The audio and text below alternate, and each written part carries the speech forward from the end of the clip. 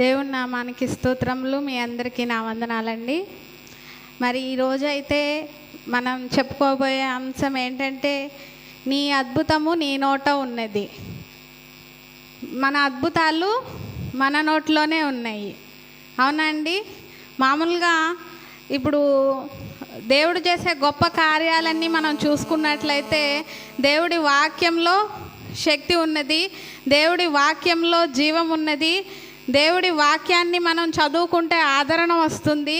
ప్రతిదీ మన అద్భుతాలన్నీ ఈ బైబిల్లోనే ఉన్నాయి. ఈ బైబిల్ని మనం చదివి ఎప్పుడైతే మనము వాటిని నమ్ముతామో, మన విశ్వాసం ఎప్పుడైతే జతపరుస్తామో వాటికి, అప్పుడు మనం అద్భుతాలు అనేవి పొందుకుంటాము. అట్లాగే దేవుడు ఏం చెప్తున్నాడంటే, యెషయా గ్రంథము 55వ అధ్యాయము 11వ వచనం చూసుకున్నట్లయితే,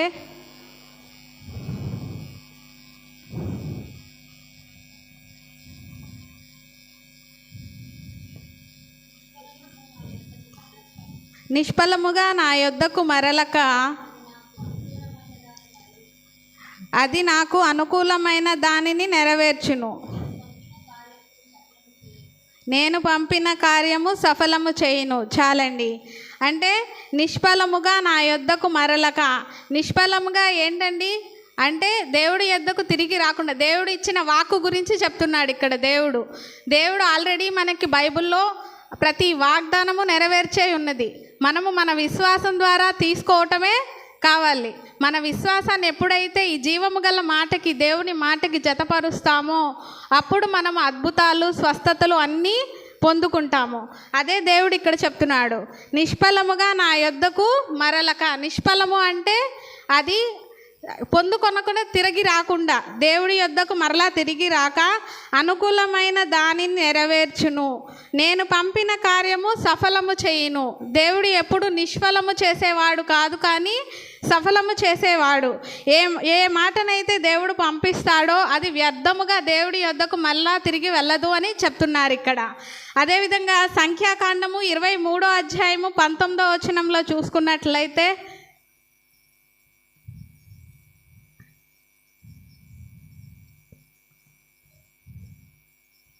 సంఖ్యాకాండము 23వ అధ్యాయము 19వ వచనంలో చూసుకున్నట్లయితే, దేవుడు అబద్ధం ఆడుటడు, ఆయన మానవుడు కాదు, పశ్చాత్తాపడుటకు ఆయన నరపుత్రుడు కాడు, ఆయన చెప్పి చేయకుండునా, ఆయన మాట ఇచ్చి స్థాపింపకుండా ఉండునా. చాలండి. దేవుడు అబద్ధం ఆడుటకు ఆయన మానవుడు కాదు, పశ్చాత్తాపడుటకు ఆయన నరపుత్రుడు కాదు. అంటే ఇప్పుడు వరకు చదువుకున్న వాక్య భాగాల్లో మనము దేవుని వాక్యముకు ఉండే శక్తి గురించి మనం చూస్తున్నామండి. అంటే మన మానవ మాతృలు అబద్ధాలు ఆడతారు, మాట తప్పుతారు, పాపము చేసిన వాళ్ళు పశ్చాత్తాపడతారు, మరలా దేవుణ్ణి క్షమాపణ అడుగుతారు. కానీ దేవుడు అలా కాదు. దేవుడు ఆల్రెడీ వాక్యంలో పొందుపరిచి ఉన్నాడు. అంటే దేవుడు వాక్కు ఉందంటే అది ఖచ్చితంగా మన జీవితాల్లో నెరవేర్చే తీరుతాడు. మనకి విశ్వాసం జతపరచాలి, మనలో ఉన్న అనుమానాన్ని తీసివేయాలి, ఇంకా మనలో ఉన్న ద్వేషాలని, శాపగ్రస్తమైన మాటల్ని, మన నోటిని సరిచేసుకోవాలి. ఇవన్నీ మనం సరిచేసుకోవాలండి. అదేవిధంగా ఇర్మియా గ్రంథము 1వ అధ్యాయము 12వ వచనంలో కూడా చూసుకున్నట్లయితే, నేనే చదువుతానండి. యెహోవా నీవు బాగుగా కనిపెట్టితివి, నేను చెప్పిన వాక్యము నెరవేర్చుటకు నేను ఆతురపడుచున్నానెను. దేవుడు ఏం చెప్పాడండి ఇందులో కూడా? నేను చెప్పిన వాక్యము నెరవేర్చుట కొరకు. అంటే దేవుడు ఎప్పుడెప్పుడు వీరు విశ్వాసంతో నన్ను అడుగుతారా అని చెప్పి ఆతృత పడుతున్నారు. కానీ మనం ఏం చేస్తాము? అడుగుతాము, బాధలు వచ్చినప్పుడు అడుగుతాము, కష్టం వచ్చినప్పుడు అడుగుతాము, కానీ విశ్వాసాన్ని దానికి జతపరచడం అనేది చెయ్యము. అడిగితే ఒక భారం దేవుడి మీద వేసేస్తే ఒక పని అయిపోతుంది అని చూస్తాం. కానీ మనలో ఉన్న విశ్వాసాన్ని, ఇది ఖచ్చితంగా దేవుడి మీద పెడితే ఈ కార్యం జరుగుతుంది అని చెప్పేసి మనం ఎంత ఖచ్చితంగా అనేది దేవుడిని నమ్మటం అనేది చేయమన్నమాట. అదేవిధంగా విశ్వాసాన్ని జతపరచడం గురించి కూడా మనం చూసుకుంటే ఇక్కడ లూకా సువార్త 1వ అధ్యాయం నుంచి మనం చూసుకుంటే మరియను దర్శించడానికి ఒక దూత వెళ్తుంది. ఆ దూత దేవుని గురించి ఒక సువార్తను తెచ్చాను, శుభవర్తమానము అది మరియకు తెచ్చాను, నువ్వు దేవుని యొక్క కుమారునికి జన్మనిచ్చుదువు అని ప్రకటించినప్పుడు ఏమంటదండి? ఫస్ట్ మరియా మామూలుగా అయితే కొంచెం డౌట్ అనేది, అనుమానం అనేది వ్యక్తపరిచింది ఆవిడ. ఇది సాధ్యమేనా అనే అనుమానాన్ని వ్యక్తపరిచినను. లూకా సువార్త 1వ అధ్యాయము 35వ వచనం ఒకసారి చదువుకుందాం.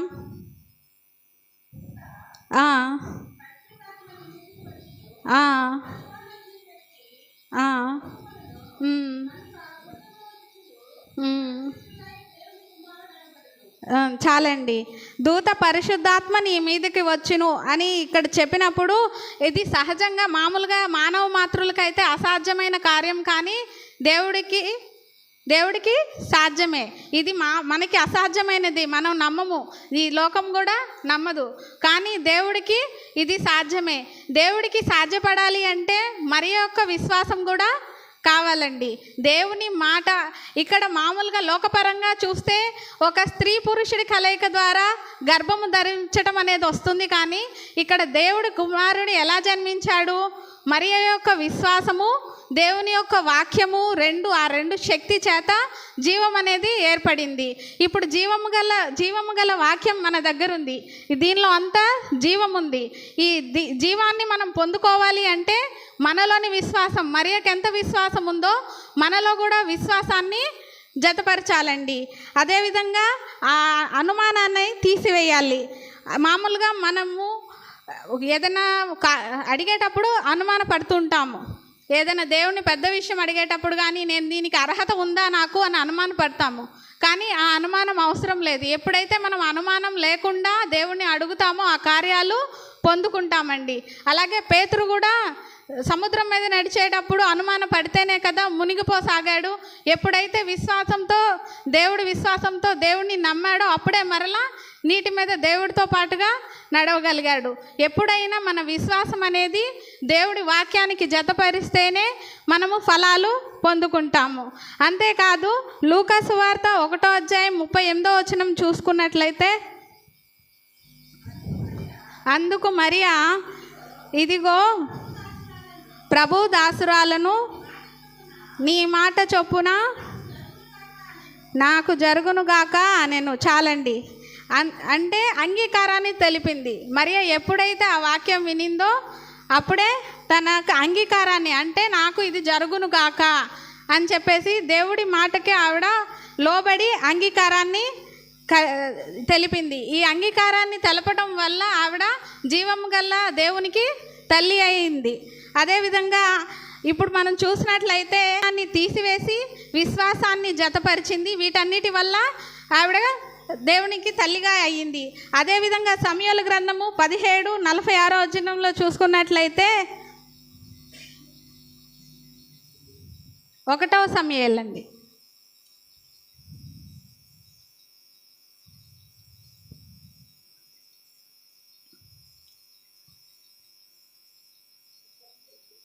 ఒకటవ సమూయేలు 17వ అధ్యాయం 46వ వచనము.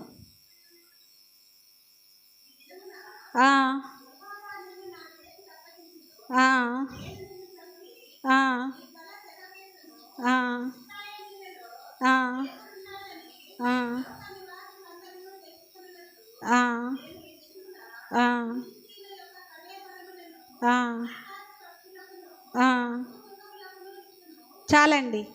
అంటే ఈ సమూయేలు గ్రంథంలో ఎవరితో మాట్లాడుతున్నాడండి? దావీదు గొలియాతుతో చెప్తున్నాడు, ఈ దినమున యెహోవా నిన్ను నా చేతికి అప్పగించును. అంటే దావీదు ఆల్రెడీ చెప్పేశాడు ఈ దినమున, అంటే టైం కూడా దావీదు చెప్పేశాడు అనమాట. అంగీకారంతో పాటు ఎప్పుడు జరగాలో కూడా మనమే డిసైడ్ చేస్తాము. ఎట్లా?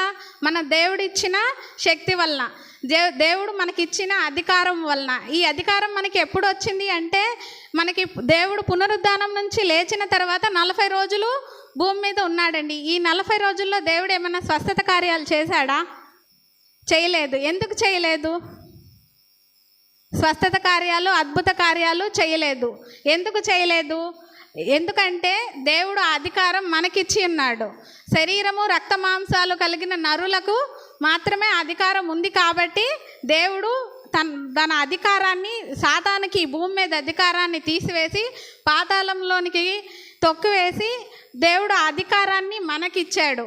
మనకిచ్చి ఆ స్వస్థత కార్యాలు, ఆయన నామము నిమిత్తము చేసే అన్ని కార్యాలు, ఆయన ద్వారా దెయ్యాల్ని వెళ్ళగొట్టే అద్భుత కార్యాలు చేయి అన్ని కార్యాలకు సంబంధించిన అధికారము దేవుడు మనకిచ్చాడు. మార్కు సువార్త 16వ అధ్యాయం 17 నుంచి 19 వచనాలు చదువుకుంటే,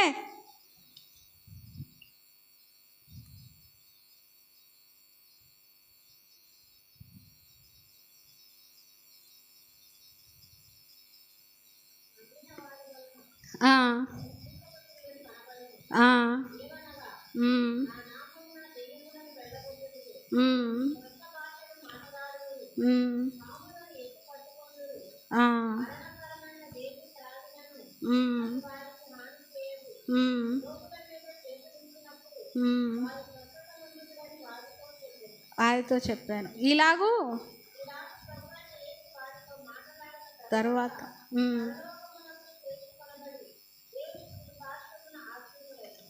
చాలండి. అంటే పునరుద్ధానము తర్వాత నుంచి దేవుడు అద్భుత కార్యాలు, స్వస్థత కార్యాలు ఏమి చేసినా అధికారము, భూలోక సంబంధమైన అధికారము మనకే ఇచ్చి ఉన్నాడు. అంటే ఇప్పుడు మనము మన నోటి ద్వారా అద్భుతాలు పొందుకోవాలి అంటే ఏం చేయాలండి? దేవుని వాక్యంలో ఉన్న శక్తిని గ్రహించాలి. అంతేకాకుండా మనము దానికి విశ్వాసాన్ని జతపరచాలి.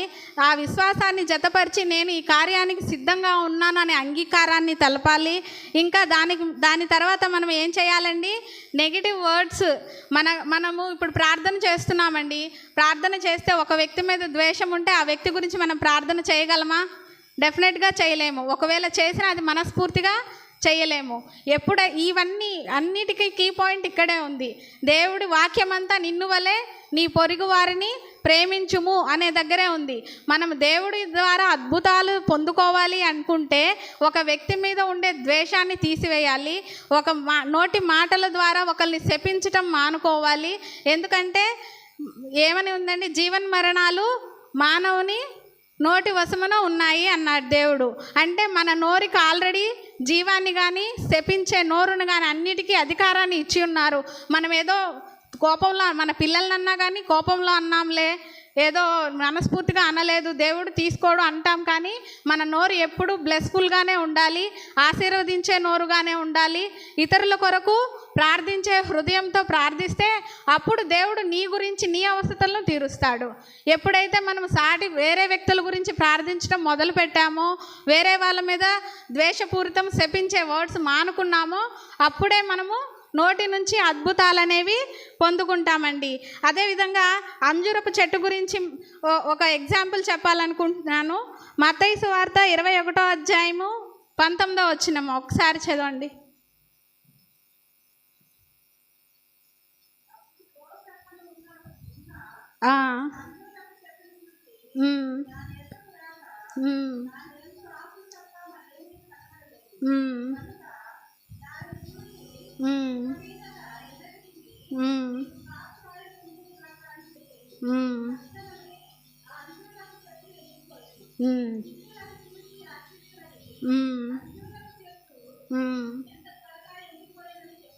చాలండి.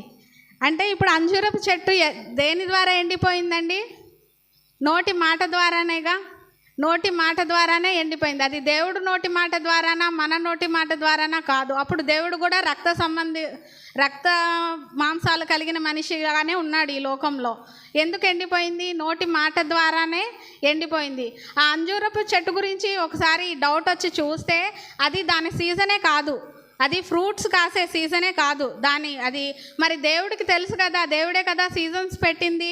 ఈ కాలంలో ఈ పండ్లు కాయాలి అని సీజన్స్ పెట్టింది. అది అంజూరపు కాయలు కాసే సీజన్ కాకపోయినా దేవుడు ఎందుకు ఎతికాడు అని చెప్పేసి వాక్య ప్రకారం చదువుకుంటే ఏమని వచ్చింది అంటే, అది అట్రాక్ట్ చేస్తుంది. ఏంటంటే కాయలు ఉన్నట్లు అట్రాక్ట్ చేస్తుంది జనాల్ని. కాయలు కాయట్లేదు కానీ కాయలు ఉన్నట్లు ఆకులతో బాగా చెట్టు అంతా నిండిపోయి ఉండింది. మన జీవితాలు కూడా అంజూరపు చెట్టు వలె ఉన్నాయేమో ఈ రోజుల్లో చూసుకోవాలి. లోకానికి మనం అట్రాక్టివ్గా కనిపించవచ్చు, లోకానికి మనం భక్తిపరుల్లా కనిపించవచ్చు, కానీ దేవుడు వచ్చి చూస్తే మనలో ఫలాలు లేకపోతే అంజూరపు చెట్టుని ఏ నోటితో శపించాడో మన జీవితాలు కూడా శాపగ్రస్తం అవ్వకుండా చూసుకోవాలి. అదేవిధంగా మనం ఏం చూస్తున్నామంటే అది సీజన్ కాకపోయినాను అది జనాలను ఆకర్షిస్తుంది, నాలో పండ్లు ఉన్నాయి అని చెప్పేసి. మనము ఆ అట్రాక్షన్, లోకపరమైన అట్రాక్షన్ తీసివేసి ఎప్పుడైతే మన హృదయం వంగిద్దో, మోకాళ్ళతో పాటు మన హృదయం వంగించాలి. తగ్గింపు మనసుని దేవుడు కోరుకుంటాడు, ఇతరుల పట్ల ప్రేమను దేవుడు కోరుకుంటాడు. కానీ ఈ లోకము మనకి అహాన్ని నేర్పిస్తుంది, ఆకర్షణని నేర్పిస్తుంది. కానీ దేవుడు ఎప్పుడు మనకి తగ్గింపుదలను నేర్పిస్తాడు, సాటి వ్యక్తిని ప్రేమించటం నేర్పిస్తాడు, ఎప్పుడు ఒకరి ఎడల ఒకళ్ళు ప్రార్థించడం నేర్పిస్తాడు. దేవుని నోటి ద్వారా వచ్చే అద్భుతాలకి శాపాలకి గల డిఫరెన్స్ ఇదేనండి. ఈ అంజూరపు చెట్టు శపించబడింది. ఎందుకు శపించబడింది అంటే లోకానికి ఆకర్షణగా ఉంది కాబట్టి శపించబడింది. మనం ఎప్పుడు ఫలాలు పొందుకుంటాము, దేవుడికి ఆకర్షణీయంగా మన జీవితం ఎప్పుడు ఉంటుంది అంటే మనము ఒకరి కొరకు ఆశీర్వాదంగా ఉన్నప్పుడు, ఒకరి జీవితం పట్ల ఆశీర్వాదంగా ఉన్నప్పుడే మన జీవితాలు ఫలించబడతాయి. మన నోటి ద్వారా మన జీవితంలో అద్భుతాలు పొందుకుంటామండి. చిన్న ఎగ్జాంపుల్ చెప్పి ముగిస్తాను. ఈ అంజూరపు చెట్టు దేవుడు మాట ద్వారా శపించబడింది అని చెప్పి విన్నాం కదా.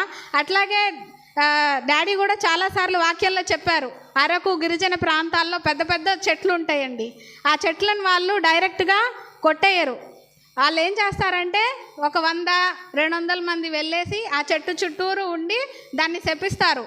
ఆ చెట్టుని శపించి దాన్ని తిడతా ఉంటారు. అలా వరుసగా 1 వీక్ అట్లా చేస్తే దానికి అదే ఎండిపోయి చనిపోతుంది. అంటే మన నోట్లో ఎంత శక్తి ఉంది, ఒక చెట్టే చనిపోయింది.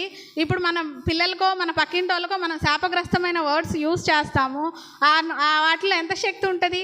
మనం ఇప్పుడు కోపంలో అన్నా కానీ వాటికి ఎంత ఇది ఉంటుంది. మన నోరు ఎప్పుడు జీవంకి యూజ్ చేయాలి, అద్భుతాలకి యూజ్ చేయాలి, స్వస్థతకి యూజ్ చేయాలి. కానీ ఎప్పుడు కోపంలో కూడాను మనము పాపం చేయకూడదండి. ఇవన్నీ ఎప్పుడైతే మనం తీసివేసుకుంటామో అప్పుడే మన నోటి ద్వారా అద్భుతాలు మనం పొందుతాము.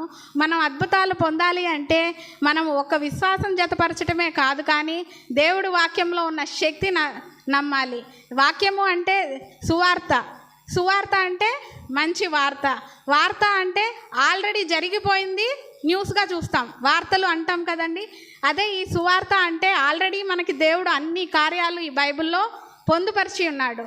దీన్ని ఎప్పుడైతే మనం నమ్మి విశ్వాసాన్ని జతపరిచి దీని శక్తిని నమ్మి దీన్ని అంగీకరిస్తామో, అనుమానం లేకుండా, మనలో ద్వేషం లేకుండా, కల్మషం లేకుండా అంగీకరించి దీన్ని ఫాలో అయ్యి ప్రార్థిస్తామో అప్పుడే మన నోటి ద్వారా ఎంతమంది మనకి ధర్మశాస్త్రంలో కానీ బైబిల్లో ఎంతమంది అయితే వాళ్ళు ఆశీర్వాదాలు పొందుకొని అద్భుత కార్యాలు పొందుకున్నారో, గుడ్డి వాళ్ళకి కన్ను వచ్చినాయి, కుంటి వాళ్ళకి కాళ్ళు వచ్చినాయి, మరణశయ్య మీద ఉన్న వాళ్ళు లేచి నడిచారు, అలా ఎన్ని అద్భుతాలు జరిగినాయో అప్పుడు చేసిన దేవుడు నిన్న నేడు నిరంతరం ఏకరీతిగా ఉన్నాడు.